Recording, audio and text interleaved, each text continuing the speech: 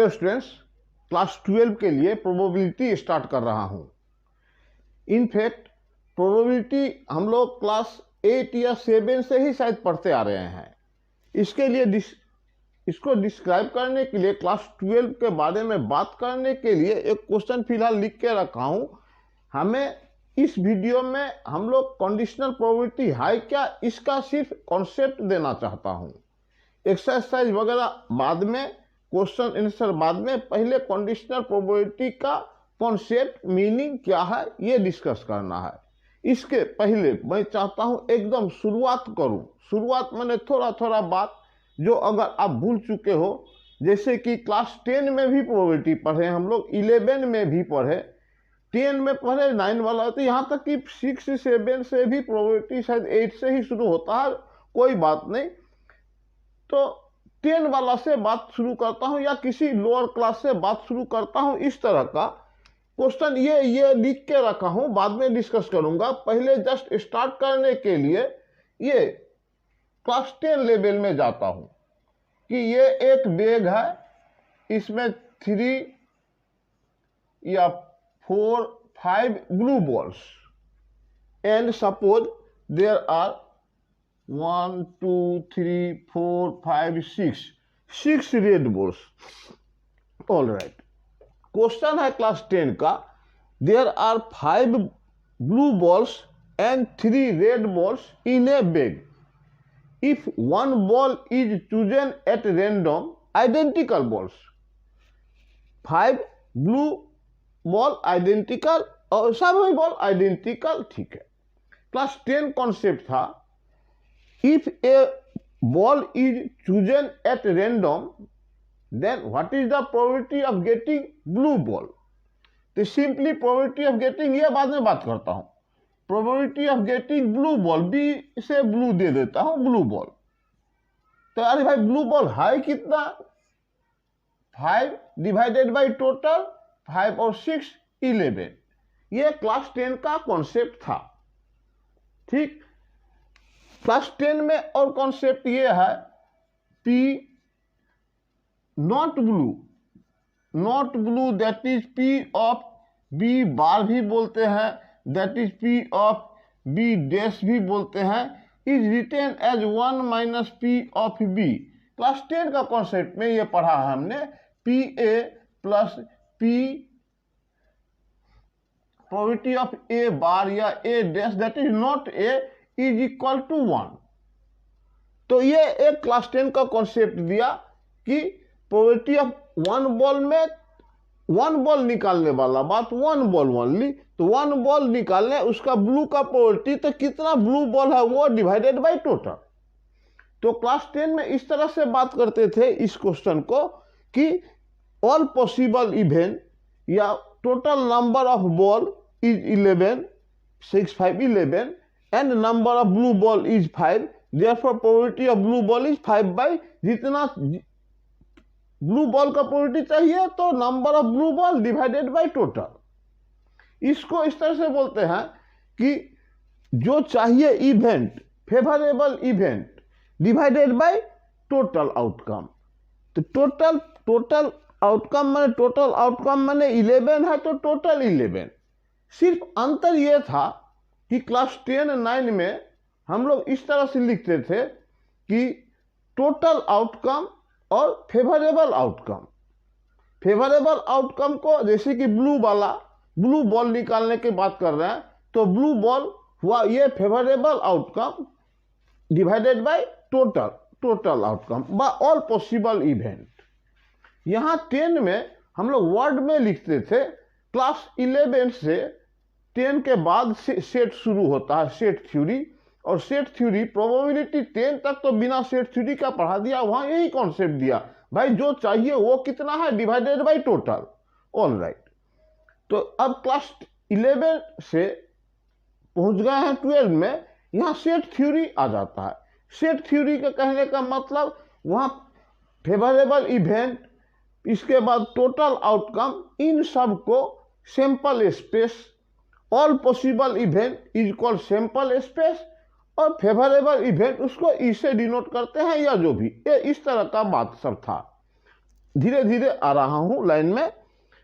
बात अभी मुझे बोलना था जो क्लास 10 में पहले वाला बात ये आपको याद रखना है, probability of A plus probability of not A equal to 1, माने probability of happening of one thing and not happening of other thing is 1। ये उसी केस में होता है जिसमें या तो जैसे कॉइन में टॉस हेड और टेल में, हेड और टेल में अगर हेड आएगा उसको हम लोग बोल सकते हैं नॉट टेल, यानी कॉइन में या तो हेड आएगा या टेल आएगा। तो probability of head is 1/2, probability of tail is 1/2, total is 1। उसी को लिखता है हेड, मान लीजिए ये हेड, सिंपली हेड, एक कॉइन का बात हेड, ये क्वेश्चन नहीं कर रहा हूं, हेड और यहां not head, not head, that is तो टोटल इज 1। लेकिन ये तभी, ये जो P of A plus P of A bar equal to 1, ये उस केस में लिखते हैं जनरली जिसमें कि आउटकम यही दो पॉसिबल है।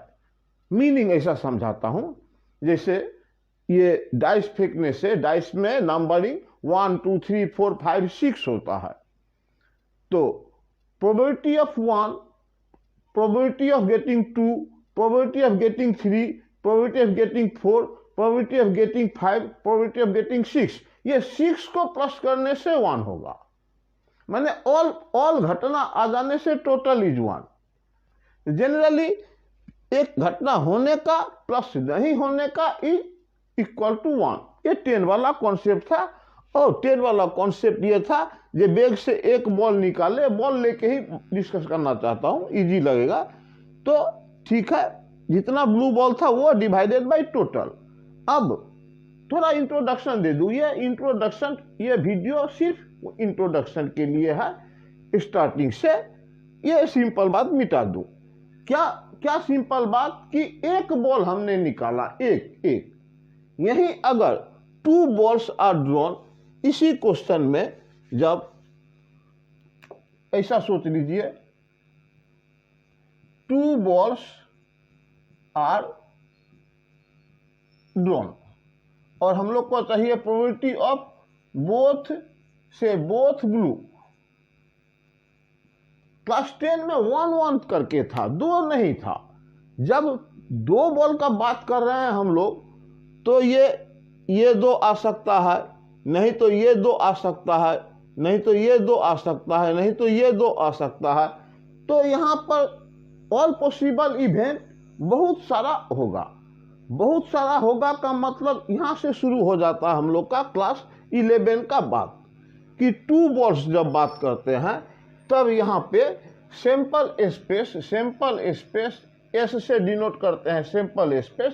सैंपल में स्पेस माने all possible outcome. All possible outcome मतलब 2 बॉल कितने तरह से हो सकता है, तो टोटल बॉल इज 11, तो NS, simply NS, number of all possible event is, 2 ball निकालना है तो 11C2, जो कि क्लास 10 में ये कॉन्सेप्ट नहीं था, क्योंकि क्लास 10 में हम लोग परम्यूटेशन कॉम्बिनेशन नहीं पढ़े हैं, ये 11 में आ चुके। अभी जब 2 बॉल 3 बॉल हो तो कॉम्बिनेशन का यूज करते हैं। सैंपल स्पेस इज माने ऑल पॉसिबल इवेंट, क्लास 10 में इसी को बोलते थे ऑल पॉसिबल इवेंट। सी वाला बात नहीं था, क्लास 11 में सी वाला बात आया। और ऑल पॉसिबल इवेंट आप लिखोगे तो कोई रॉन्ग नहीं है, इसको ऑल पॉसिबल इवेंट को सैंपल स्पेस लिखते हैं, एक बात। दूसरा NE, जो फेवरेबल इवेंट है उसको ई से जनरली डिनोट करते हैं। आप किसी से भी डिनोट कर सकते हो, ABCDEFGH, वो कोई बात नहीं है। और एस से जनरली सैंपल स्पेस मतलब ऑल पॉसिबल आउटकम का बारे में बात करते हैं। तो यहाँ पे हमें बोथ ब्लू बॉल चाहिए, तो event favourable event both blue ball मतलब ये 5 में से ही 2 आना चाहिए, तो ये NE इज 5C2। ये कॉम्बिनेशन वाला कॉन्सेप्ट थोड़ा 11 का रिवाइज कर रहा हूं।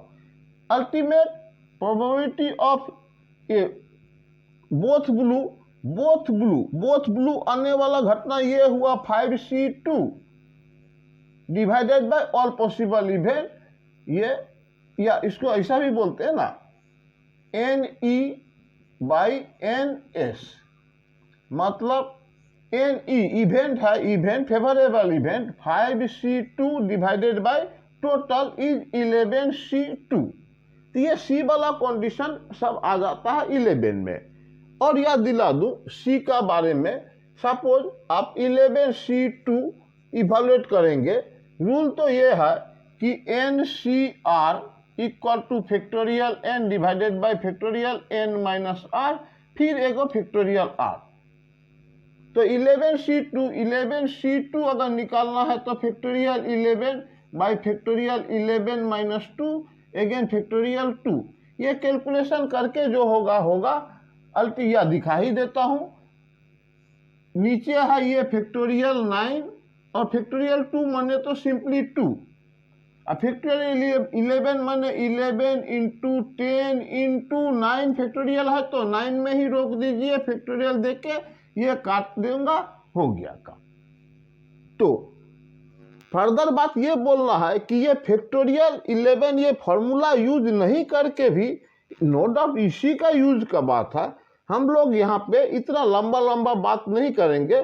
11C2 का मतलब इस तरह से समझिए, यहाँ C2 है तो आप नीचे फैक्टोरियल 2 लिख दो और ऊपर में 2 फैक्टर लिख दो। 2 फैक्टर माने consecutive factor, that is 11 into 10 decreasing, एक एक करके डिक्रीजिंग। ये शॉर्टकट मेथड हुआ 5C2 7C2 100C3 जो भी इस तरह का बात। अगर क्लियर नहीं हुआ तो इस तरह से बोलूंगा, सपोज 10C3 तो फैक्टोरियल वगैरह इतना लंबा फॉर्मूला नहीं लगा के, फैक्टोरियल नीचे 3 है तो आप नीचे फैक्टोरियल 3 दो, ऊपर में 3 फैक्टर दो। 3 फैक्टर कौन सा, 10 से लेके 10 इंटू 9 इंटू 8। अब इसको कैलकुलेशन करके ऐसा कर सकते हैं। सब मिलके बात ये हुआ कि क्लास 10 तक में ये परमुटेशन कॉम्बिनेशन रिलेटेड बात नहीं था, सेट वाला बात नहीं था। तो 12 में या 11 में ये 11 वाला बात में कॉम्बिनेशन भी यूज होता है, परमुटेशन भी यूज होता है, और लिखने का तरीका हुआ कि फेवरेबल इवेंट नहीं, सैंपल स्पेस और फेवरेबल इवेंट नो डाउट चलेगा, और डिनोटेड बाय ई इसको, और प्रोबेबिलिटी NE/NS। NE माने इवेंट में जितना है वो divided by total outcome. Alright, एक बॉल निकालना क्लास 10, 2 बॉल निकालना या एक से ज्यादा निकालने वाला बात ये क्लास 11 या क्लास 12 में तो नो डाउट यूज होगा ही। तब यहाँ कॉम्बिनेशन का यूज होता है। ये सिर्फ मैंने पिछला कुछ याद दिलाया और कुछ बात नहीं। ठीक, 1 बॉल 2 बॉल में फर्क है, एक नंबर बात। दूसरा हम लोग को बात करना है कंडीशनल प्रोबेबिलिटी का। कंडीशनल प्रोबेबिलिटी, ये एक क्वेश्चन ऐसा लिख रहा हूं, देखिएगा कि ये लिखा मैंने 3 coins are tossed, all right, find the probability of getting exactly 2 head. यहां तक भी ठीक है, यहां तक भी ठीक है। कहने का मतलब सपोज ये है ही नहीं लिखा हुआ, क्वेश्चन ओनली है 3 coins are tossed, find the probability of getting exactly 2 head. 100% बोलोगे ये सब क्या पढ़ा रहा है, ये सब तो जानते हैं, नो डाउट जानते हो, फिर भी किसी को अगर कंफ्यूजन है तो मेरा ड्यूटी है मैंने थोड़ा पहले से शुरू करूं, फिर 12 में एंट्री मारूं, और एंट्री 12 का स्टार्टिंग है कंडीशनल प्रोबेबिलिटी, वो है क्या इसको एक्सप्लेन करना है मुझे छोटा सा वीडियो में। इसके बाद जिससे कि हम लोग क्लास 12 का पढ़ाई या क्लास 12 का प्रोबेबिलिटी कर सके। और आप इसको ये प्रोबेबिलिटी का कौन सा एक्सरसाइज कर रहा हूं, तो आप बोल सकते हो वार्म अप एक्सरसाइज कर रहा हूं। मेन एक्सरसाइज करने के पहले एरोबिक करते हैं, कुछ करते हैं, तो ये प्रोबेबिलिटी का वार्म अप एक्सरसाइज। ठीक, अगर ये गिवन दैट नहीं दिया हुआ है 3 coins are tossed, find the probability of getting exactly 2 head, मैं एकदम श्योर हूं 100% सभी स्टूडेंट इसको इजीली कर देगा। ये ब्रैकेट में रखा हूं, ये नहीं लिखा हुआ है अगर, तो ये टोटल आउटकम क्लास 11 का सेम तरीका से सैंपल स्पेस 3 कॉइन का सैंपल स्पेस हाइट 3 है तो H T H H, पहले H फिक्स कर लेना, फिर 2 करके चेंज करते रहना। H H T फिर H T T सॉरी। तो हेड शुरू रख के ये 4 हुआ, फिर टेल शुरू करके टेल स्टार्टिंग में दीजिए, फिर से ऐसे हेड हेड टेल स्टार्टिंग में दीजिए, हेड टेल टेल स्टार्टिंग में दीजिए, टेल हेड टेल स्टार्टिंग में दीजिए, टेल टेल। ये सैंपल स्पेस हम अब सेट में हम लोग लिखते हैं, टेल में बिना सेट का लिखते थे, यहाँ सेट में लिखते हैं, इसी को सैंपल स्पेस बोलते हैं। ठीक, इवेंट में हमें चाहिए क्या, इक्वल टू, या यहाँ आप ये चीज बार बार लिखना, ऐसा पूरा सैंपल स्पेस लिखना हमेशा इजी नहीं होता है। मान लीजिए ये डाइस, 2 डाइस थ्रो करने से सैंपल स्पेस 36 होगा, ये बात आप लोग को मालूम।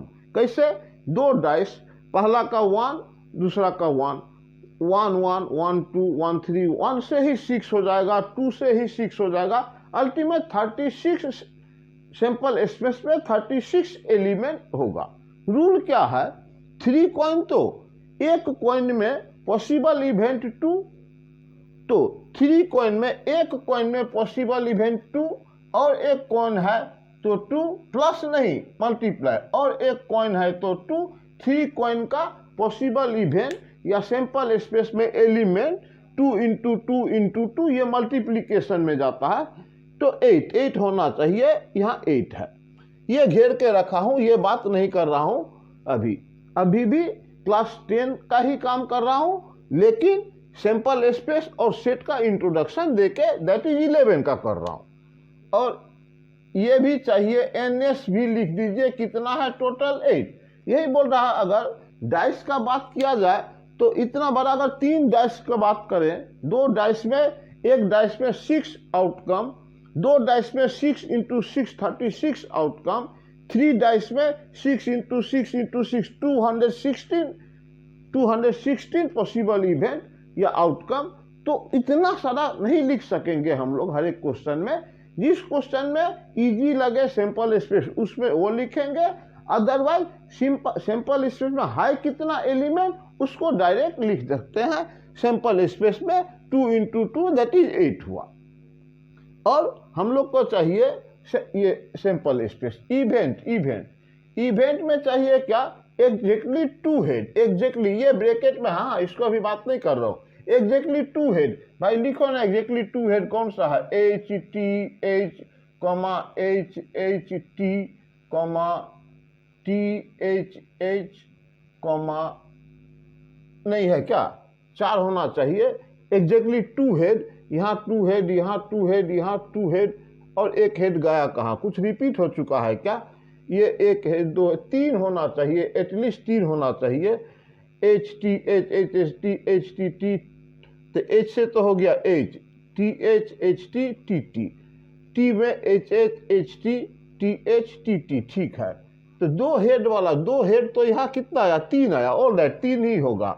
सैंपल ये इवेंट, फेवरेबल इवेंट, और NE में माने इसमें कितना एलिमेंट है तो 3, therefore probability of E equal to NE by NS। NE कितना है, NE 3 है, 3 बाई NS, टोटल 8 है। ये रहा सिंपल प्रोबेबिलिटी, सिंपल प्रोबेबिलिटी का सिंपल क्वेश्चन। ऑल राइट, ये पता है आप लोग को। नया बात शुरू हुआ क्या कि ये गिवन दैट, कुछ गिवन पोर्शन है, अगर इस गिवन को कंडीशन में लूँ तब ये भाई आपका सैंपल स्पेस ये नहीं होगा, क्योंकि यहाँ बोल चुका है जो 3 कॉइन टॉस कीजिए, फिर 2 हेड आने का प्रोबेबिलिटी फाइंड आउट कीजिए।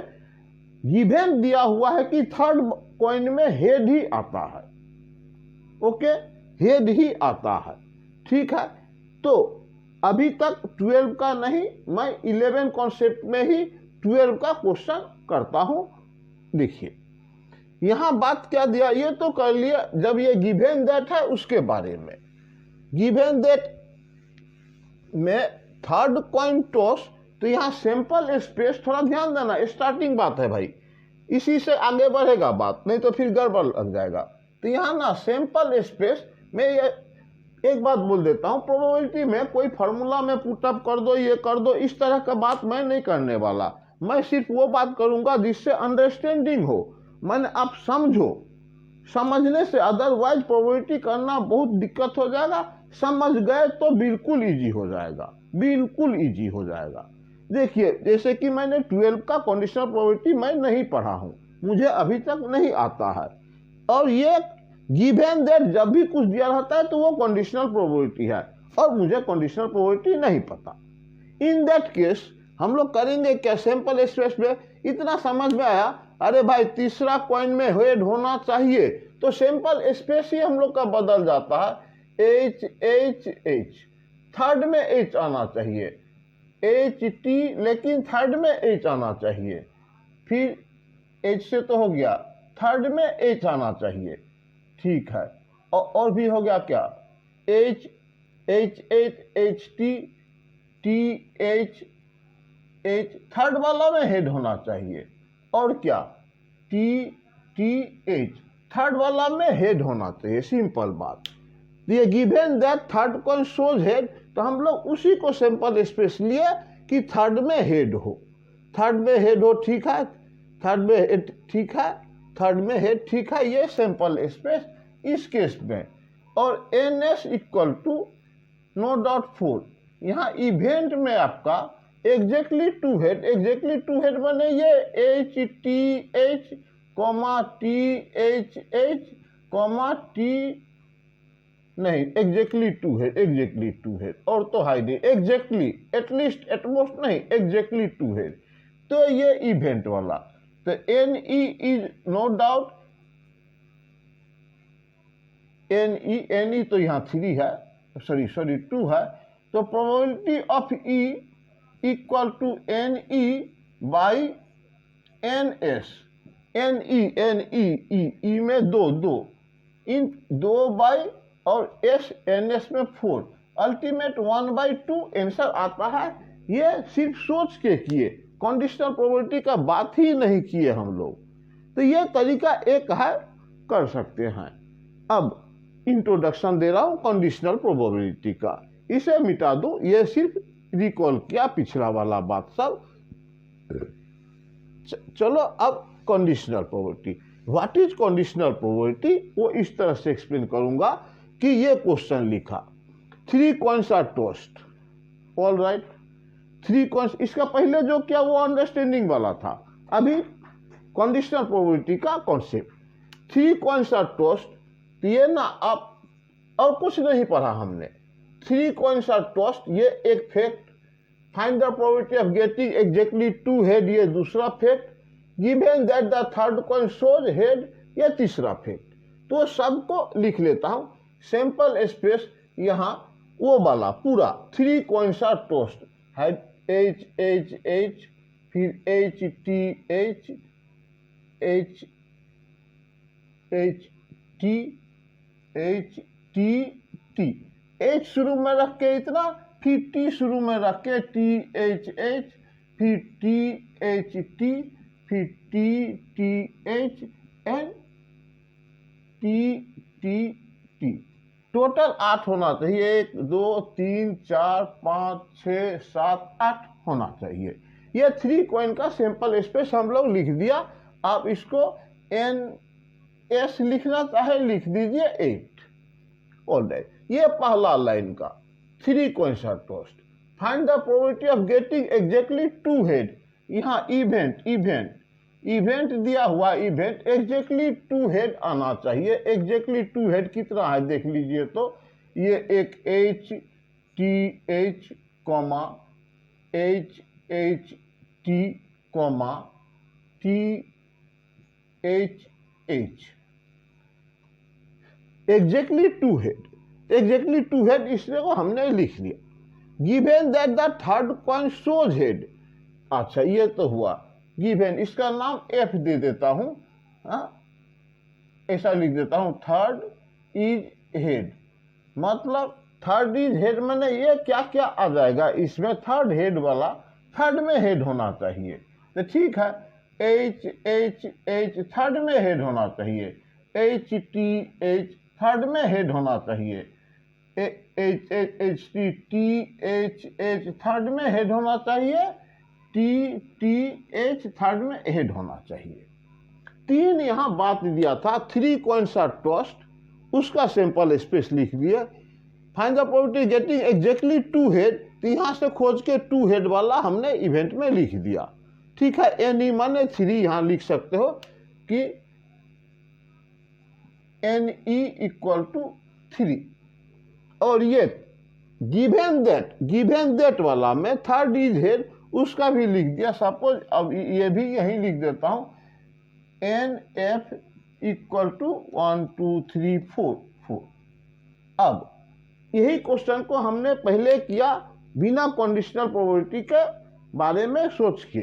अब ये नया बात कि प्रोबेबिलिटी ऑफ एग्जैक्टली 2 हेड चाहिए, जबकि एक कंडीशन दिया हुआ है कि last coin will show head, इसीलिए इसका नाम कंडीशनल प्रोबेबिलिटी। तो जो किए तो किए, पहले तो किया ही हमने कि थर्ड में हेड आने से इतना होगा, एग्जैक्टली 2 हेड होने से ये होगा, वो किए। अब नया बात हमें चाहिए क्या, एक probability of exactly 2 head, that is हम लोग को ई का प्रोबेबिलिटी चाहिए, गिवन दैट ये वाला थर्ड शोज हेड, ये गिवन है। यहां से शुरू होता है कंडीशनल प्रोबेबिलिटी। देयरफॉर हम लोग को निकालना क्या है, प्रोबेबिलिटी ऑफ ई निकालना है, ई एग्जैक्टली 2 हेड गिवन दैट को नीचे, गिवन दैट को नीचे क्या गिवन है, गिवन में third coin shows head, shows है थर्ड कॉइन शोज है, इसका नाम हमने एफ दिया। हमें यहां से शुरू होता है कंडीशनल प्रोबेबिलिटी। इसका मीनिंग हुआ ये आप ये घटना का प्रोबेबिलिटी निकालिए, वेयर ये नीचे वाला घटना जो है वो ऑलरेडी हैपेंड, या ये फिक्स्ड ऑलरेडी हो चुका है, हो चुकने के बाद ई माने इवेंट का आप प्रोबेबिलिटी निकालो। फॉर्मूला इसका, फॉर्मूला प्रॉपर्टी सब डिराइव भी करूंगा, कोई प्रॉब्लम नहीं। होता क्या, P of E intersection P probability of E intersection F by P of F। Meaning है क्या, देखिए P of A by B का मतलब होता है कोई भी घटना A का आप प्रोबेबिलिटी निकालिए जब कंडीशन दिया हुआ है कि नीचे वाला पोर्शन B जो भी था वो ऑलरेडी हो चुका है। ठीक, तो एक तो मैंने बिना वो सब करके बनाया, अभी क्लास 12 का स्टाइल में ई इंटरसेक्शन एफ तो हमने निकाला ही नहीं, ई इंटरसेक्शन एफ निकाल लेता हूं। ई इंटरसेक्शन एफ, यहाँ सेट थ्योरी का पूरी काम, ई एफ में common element intersection element H H H, यहाँ पे तो इवेंट में एच ए नहीं है। ठीक है क्या कॉमन में, एच टी एच, हाँ ये कॉमन है, एच टी एच ये कॉमन है। दूसरा वाला ये भी कॉमन है, टी एच एच ये भी कॉमन है। और लास्ट वाला में होना चाहिए कॉमन है। दोनों का इंटरसेक्शन निकाल रहा हूं तो, और एक टी एच एच लिख दिया, एच एच टी यहाँ पे है क्या, एच एच टी यहाँ नहीं है। अल्टीमेट ये दो गिवन है, इंटरसेक्शन ई इंटरसेक्शन एफ, ई और एफ का कॉमन एलिमेंट, ये दोनों मिला हमें। ठीक, अब ये कंडीशनल प्रोबेबिलिटी ई का निकालिए वेयर एफ ऑलरेडी गिवन। इस केस में ये formula P of E intersection F, E intersection F में कितना एलिमेंट है, अगर चाहो तो आप ऐसा लिख सकते हो 2 एलिमेंट है। तो ई इंटरसेक्शन एफ हमें चाहिए P of E by F, that is probability of E event के बारे में बात कीजिए व्हेन एफ इंसिडेंट या एफ इवेंट ऑलरेडी हैपेंड। तो ठीक, ई इंटरसेक्शन एफ में 2 एलिमेंट है, तो 2 divided by P of F, F में कितना एलिमेंट, एफ में एलिमेंट 4। अल्टीमेट 1/2। ये कंडीशनल प्रोबेबिलिटी का बारे में बात, और ये कंडीशनल प्रोबेबिलिटी का एक फॉर्मूला दिया। आप डायरेक्ट करो या इससे करो, एक ही बात आता है। इन रियल बात ऐसा है, देखिए मैंने तो ऐसा लिख दिया, करेक्ट है, नो प्रॉब्लम, लेकिन यहाँ P of E intersection F, E intersection F में दो एलिमेंट है, 2 बाई वो sample space, original sample space 8 divided by F। F में कितना एलिमेंट, 1 2 3 4, 4 बाई F का प्रोबेबिलिटी 4 बाई सैंपल स्पेस 8। तो ये ना दोनों का सैंपल स्पेस एक ही रहता है, इसलिए 8 वगैरह नहीं लिख के हम लोग कभी कभी सीधा बात 2/4 लिख के 1/2 कर देता हूं। ये कंडीशनल प्रोबेबिलिटी के बारे में बोला कि एक फैक्ट दिया हुआ है, अब नेक्स्ट वाला निकालिए। तो ये कंडीशनल प्रोबेबिलिटी का कॉन्सेप्ट दिया हमने। ऑलराइट, कंडीशनल प्रोबेबिलिटी फिर से बोल देता हूं, E/F, नो डाउट ये तो फॉर्मूला है, कोई बात नहीं। निकालने का rule P of E intersection F divided by जो नीचे वाला है वो नीचे वाला, ठीक है, इसे मिटा दो। ये कंडीशनल प्रोबेबिलिटी का थोड़ा कॉन्सेप्ट देना जरूरी है, मुझे ये दे रहा हूं। सपोज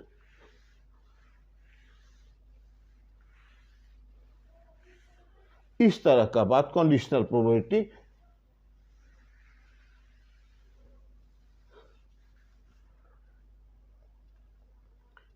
ऐसा लो, क्वेश्चन में 2 dice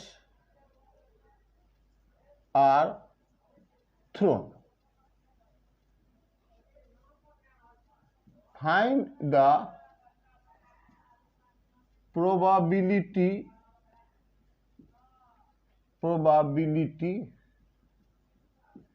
of getting the sum as, कुछ एक तो लिख देता हूं, sum as सपोज 8 लिख दूं क्या, 8 लिखता हूं, 8 given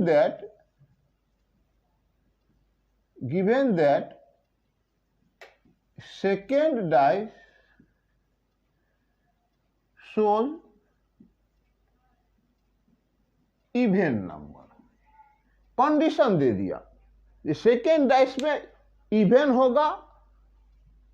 अब इस कंडीशन को मेंटेन करके आप सम एज 8 निकालिए। ये गिवन वाला पोर्शन नया है, इसका पहले तक ये 11 का था।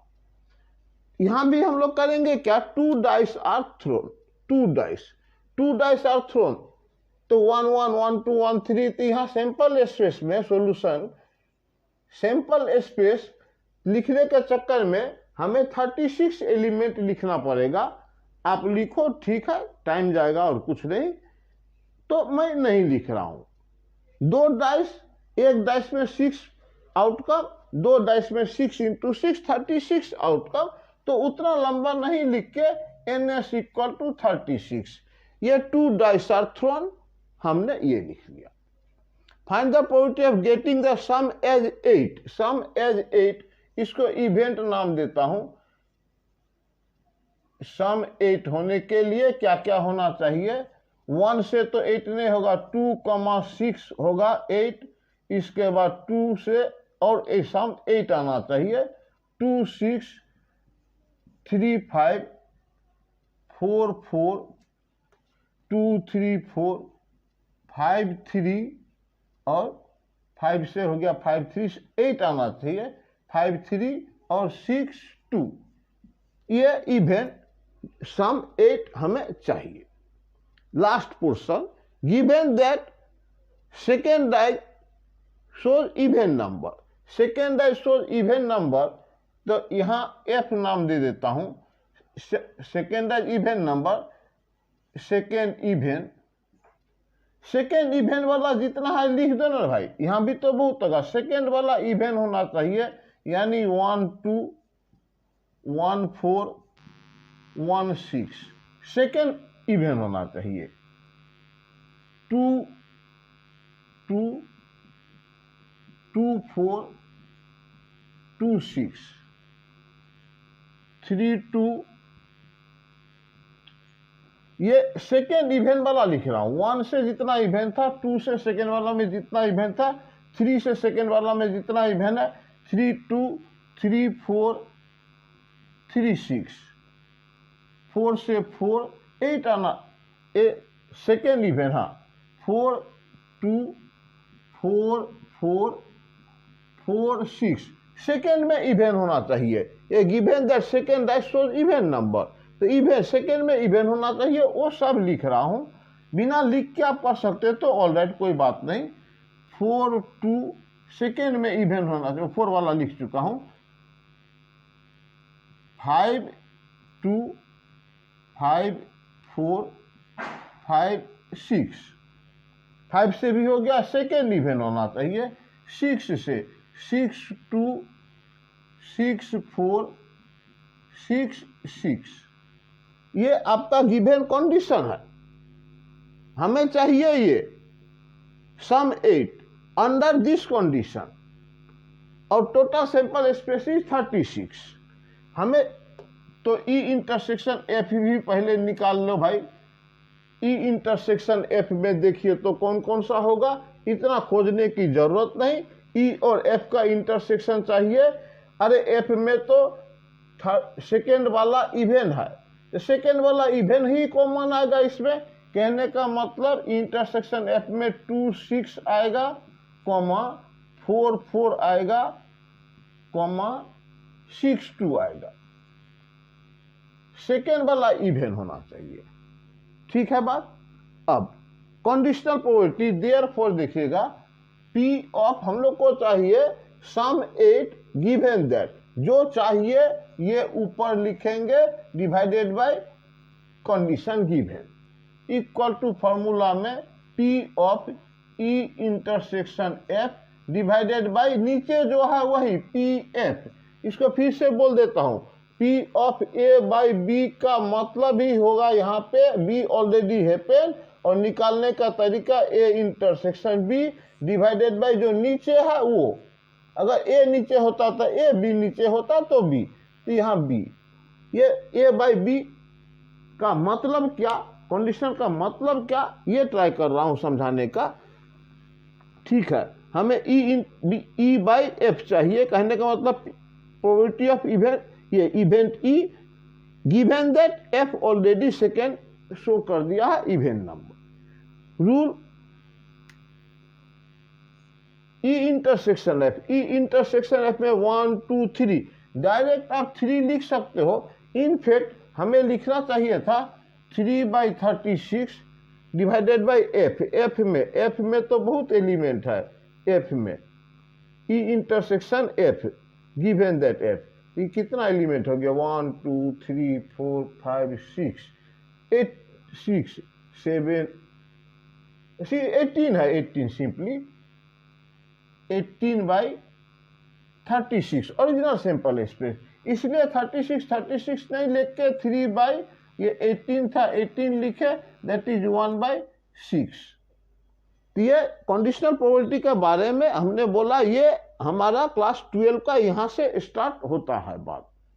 ऑलराइट, तो कंडीशनल प्रोबेबिलिटी शायद आप समझ गए होंगे, पी ए बाई बी का मतलब नीचे वाला पोर्शन ऑलरेडी हैपेन।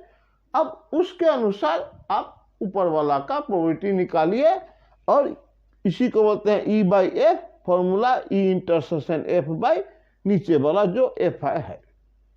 तो ये रहा आपका कंडीशनल प्रोबेबिलिटी के बारे में ये सब बात, ठीक। कुछ डाउट नहीं होना चाहिए, डाउट होने से भाई कमेंट करके बता देना। फोन नंबर भी है, फोन नंबर भी लिखना है, लिख लीजिए इधर में। फोन नंबर मेरा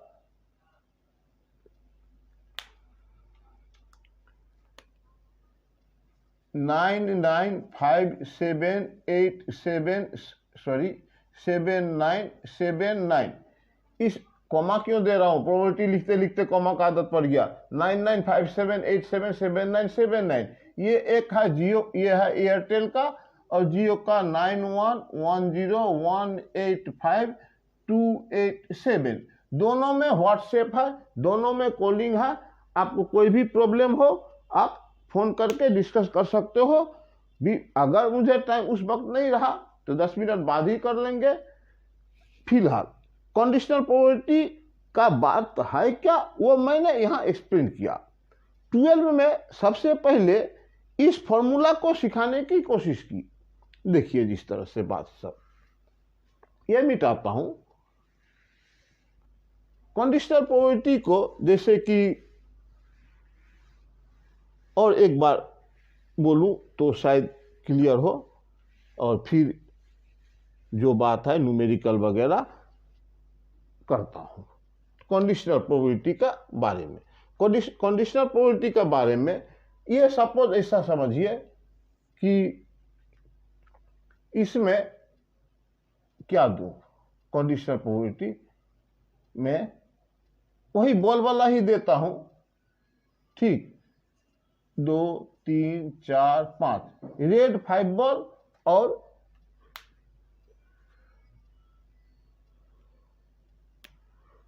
ब्लू 1 2 3 4 5 6, ब्लू 6 बॉल। ठीक है बात, ओके। अब यहां पे कंडीशनल प्रोबेबिलिटी के बारे में बात सुनिएगा। ये बैग में 5 रेड है, 6 ब्लू है। हमें एक एक बॉल निकालना है रेंडमली। एक बॉल निकाला, वापिस डालोगे तो वो फिर दूसरा बात होगा। बैग से एक बॉल हमने निकाला और फिर दूसरा बार भी निकाला। चाहिए क्वेश्चन क्या, प्रोबेबिलिटी ऑफ 2 रेड चाहिए। चलो 2 रेड, ठीक। तो यहां बात क्या है देखिएगा करने का तरीका। तो प्रोबेबिलिटी ऑफ चाहिए 2 रेड, ठीक।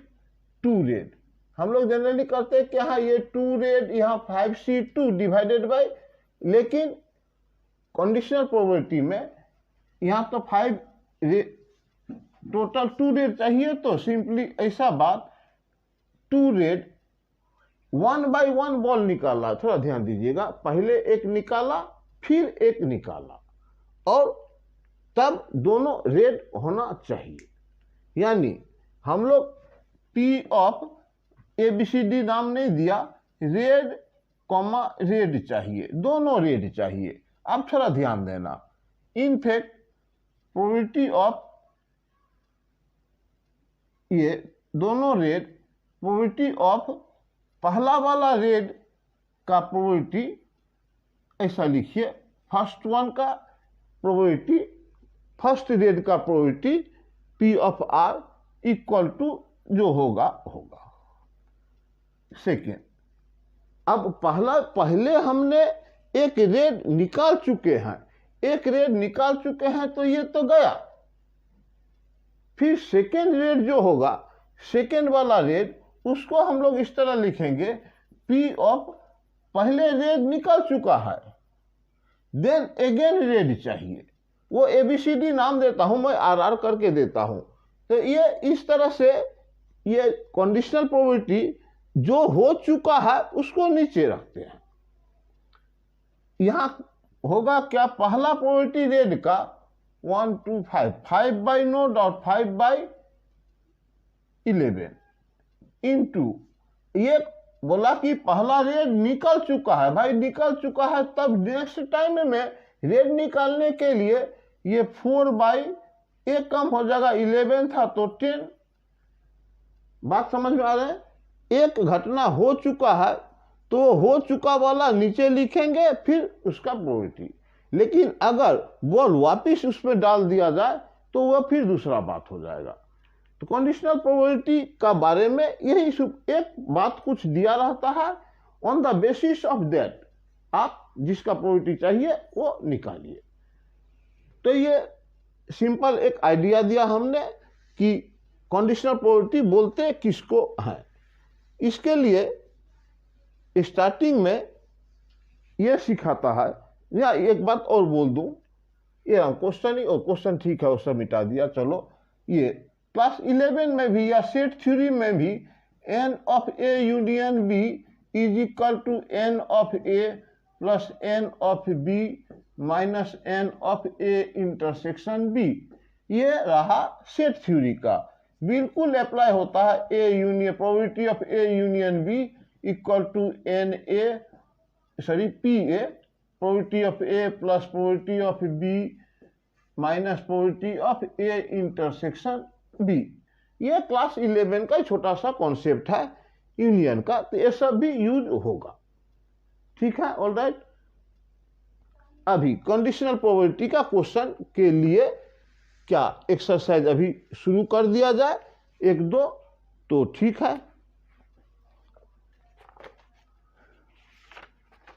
प्रॉपर्टी भी करूंगा, फिलहाल एक दो क्वेश्चन ऐसा कर लेता हूं कंडीशनल प्रोबेबिलिटी का। एनसीईआरटी बुक से लिख रहा हूं, एक्सरसाइज 13.1, ये बोर्ड में दिख रहा है, ओके। हाँ, एक्सरसाइज 13.1 यहां लिखो,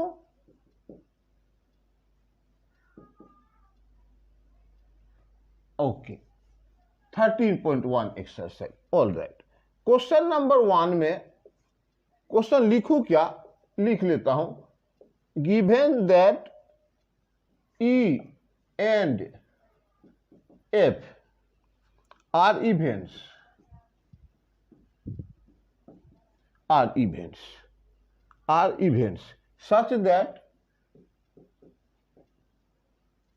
such that यहां गिवन में आपका P of E equal to 0.6, P of F equal to 0.3 एंड P ऑफ और क्या दिया है E इंटरसेक्शन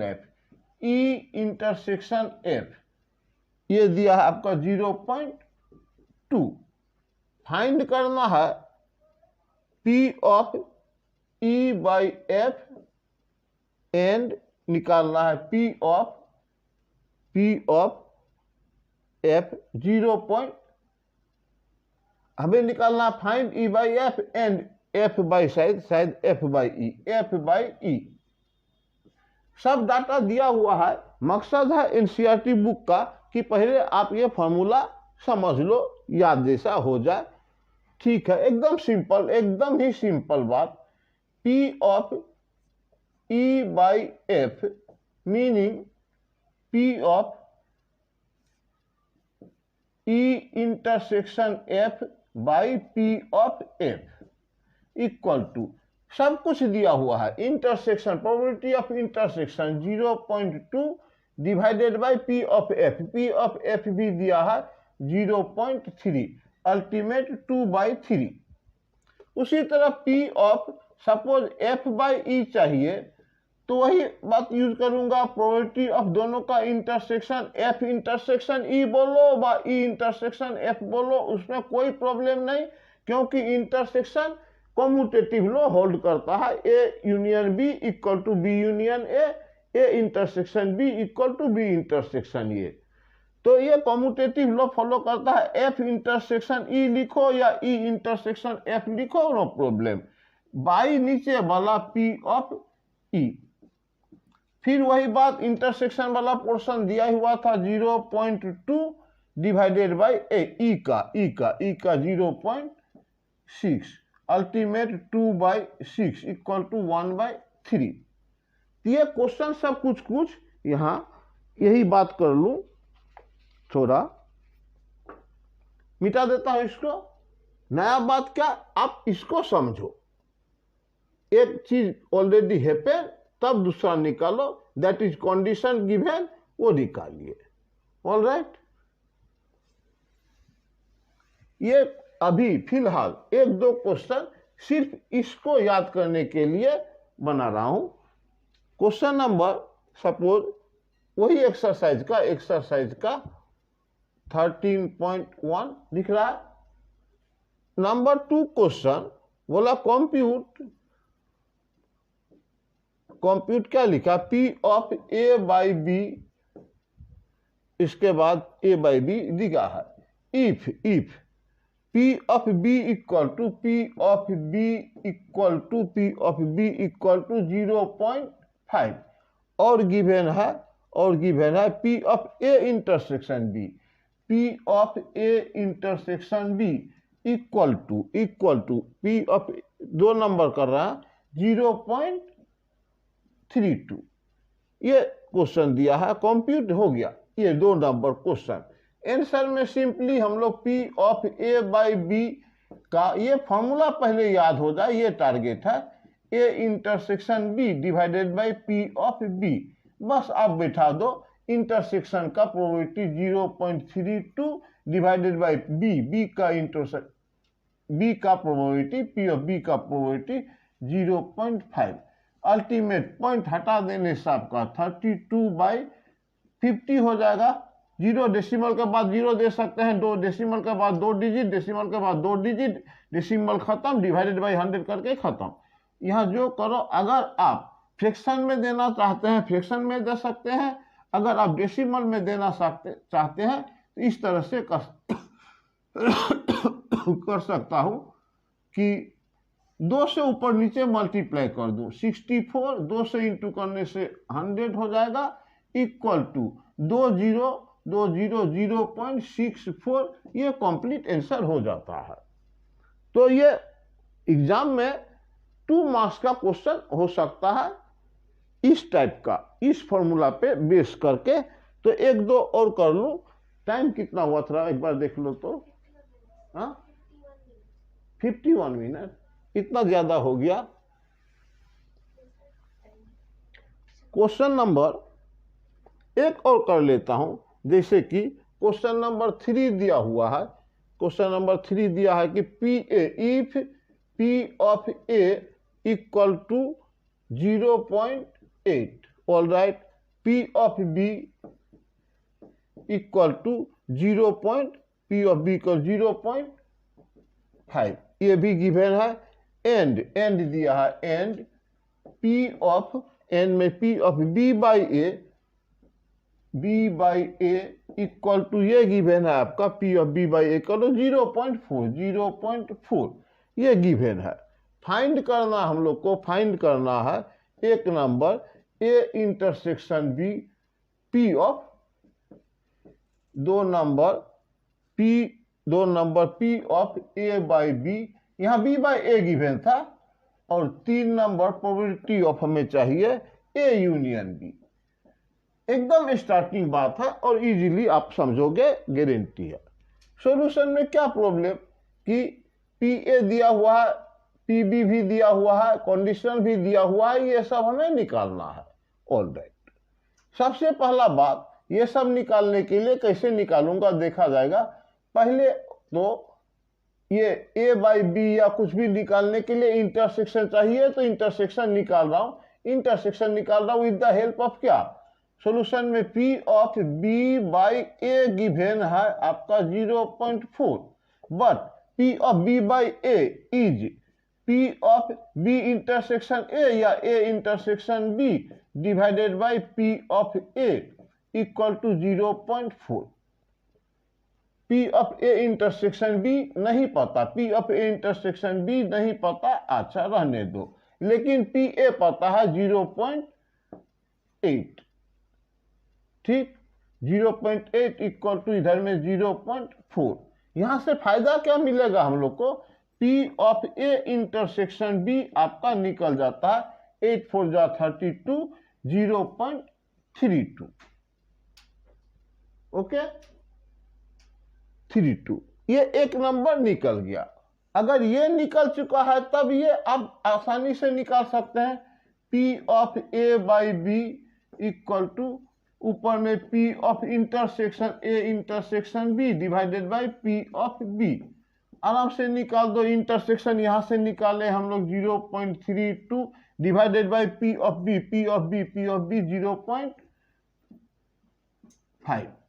0.5 यहाँ 0 दे दो, क्या है, तो ये 32/50, ठीक, 32/50। अगर डेसिमल में लेना चाहते हैं तो 64 इधर 100 करके अल्टीमेट 0.64। ये हमने P of A by B निकाल दिया। ध्यान देना 3 नंबर चाहिए हमें A यूनियन B, वो आ गया क्लास 11 वाला concept. A union B is nothing but P of A plus P of B minus P of A intersection B। आराम से P of A is 0.8 plus P of B माने 0.5 minus intersection हम लोग निकाल चुके हैं, intersection 0.32 calculation कर दीजिए। ये कितना हो जाएगा 1.3 हो जाएगा। 8 + 5 13, एक घर पहले डेसिमल 13 1.3 माइनस 0.32 माइनस करना है, कहीं माइनस कर लेते हैं आराम से। 1.30 माइनस 0.32, 10 से 2 गया 8, इधर रहा आपका 2 इधर 1 लेंगे तो 12 से 3 जाएगा तो 0.98। ठीक है, तो 8 to 10 कैरी 1 10 3 13। ठीक है, 0. ये आ गया आपका 0.98। तो इस तरह से ये सब फॉर्मूला करके हम लोग P of A P of B ये सब निकाल सकते हैं। एक्सरसाइज को कंटिन्यू करूंगा, सिर्फ 3 ही करके। ये पहले आप ये कॉन्सेप्ट ले लो, 3 ही किया हूं या पूरा ही कर दूं क्या, तो नहीं, ज्यादा लंबा हो जाने से फिर आपको बोरिंग लगेगा। इतना इसको रखता हूं, नेक्स्ट वीडियो में डिस्कस करूंगा थोड़ा अच्छी तरीके से बाकी सबको। यहाँ सिर्फ इंट्रोडक्शन पार्ट मैंने दिया, लेकिन इसका अगला वीडियो जरूर देखिएगा। मैं छोटा छोटा ही बना रहा हूँ, बड़ा बनाने से स्टूडेंट जनरली पहले ये हो जाता है इतना बड़ा वीडियो देखूं, नहीं छोटा छोटा देखो। ओके।